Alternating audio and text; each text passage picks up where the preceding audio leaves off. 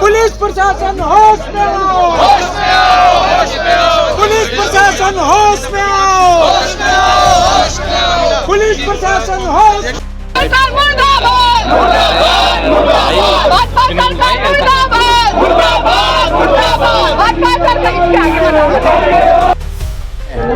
जो उधम सिंह नगर के एसएसपी हैं और एसआईटी जो है वो उनके डिपार्टमेंट के ही अधीन के कर्मचारियों का एक दल है, तो आप कैसे मान सकते हैं कि जांच ईमानदारी से होगी जब तक कि वो आरोपी रूप जिनके ऊपर भी आरोप है उन सभी को सस्पेंड न कर दिया जाए, उन सभी को वहां से सेवा में हटा न दिया जाए, जब तक कि उन सब पर एफआईआर दर्ज न हो जाए, मुकदमे दर्ज न हो जाए और ये जांच सीबीआई को, तटस्थ एजेंसी को जब तक ये जांच, क्योंकि आरोप पुलिस पर है ना, तो जांच पुलिस करेगी, कैसे होगा? एसआईटी में कौन है? और एसआईटी सीबीआई गठित करे अपनी तरफ से। सीबीआई की अगर एसआईटी गठित होती है तो उसका स्वागत है, लेकिन यही पुलिस आरोपी, यही पुलिस एसआईटी, यही पुलिस सब कुछ, तो कहां से जांच होगी? ममता जी आइए। तो सवाल ये है कि ये आपस में अपराधियों को, एक दूसरे को बचाने की साजिश है।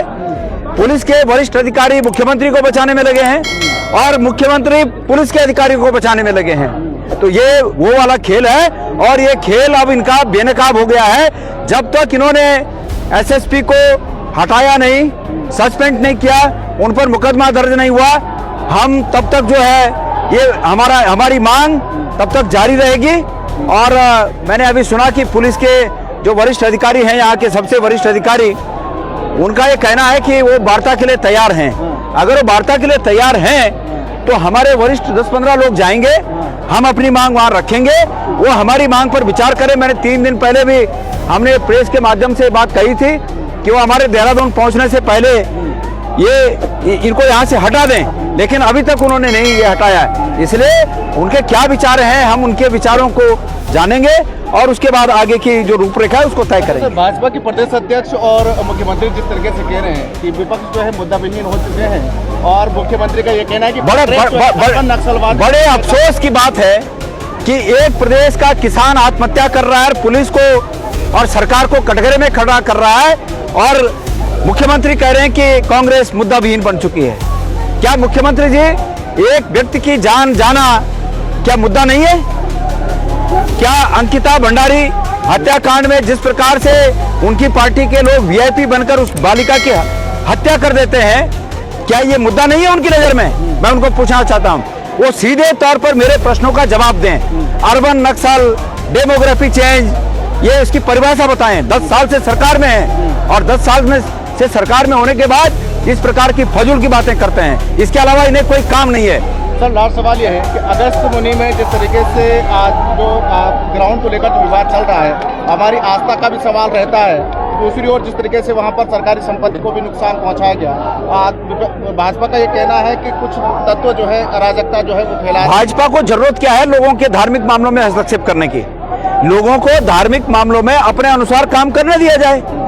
भाई, मुनि महाराज जी की यात्रा कोई आज की बात तो है नहीं, अतीत से चली आ रही है और जब चली आ रही है तो जो उसका रूट था उस रूट पर चलने देते।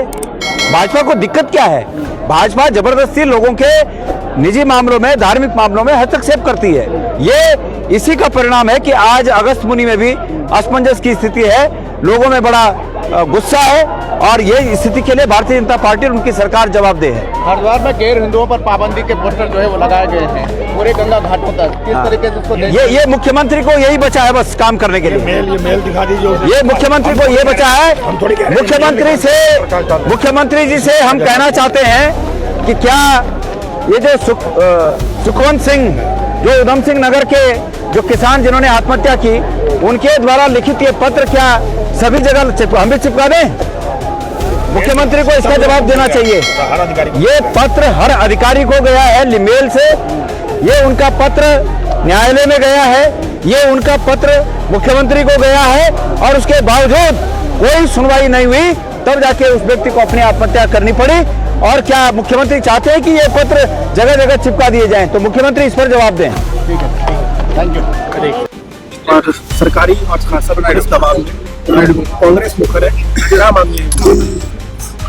जो शिवम सिंह की आत्महत्या है वो आत्महत्या नहीं है, वो तंत्र द्वारा करवाई गई हत्या है। और उन्होंने गोली मारने से पहले जो बयान दिया है वो बयान में उन्होंने बहुत गंभीर आरोप पुलिस तंत्र में भी लगाए हैं और प्रशासन पर भी लगाए हैं। तो वो ये स्थिति बहुत चिंताजनक है।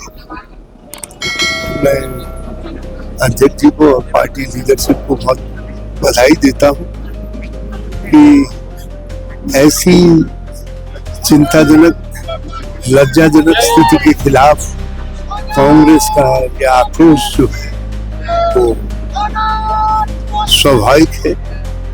और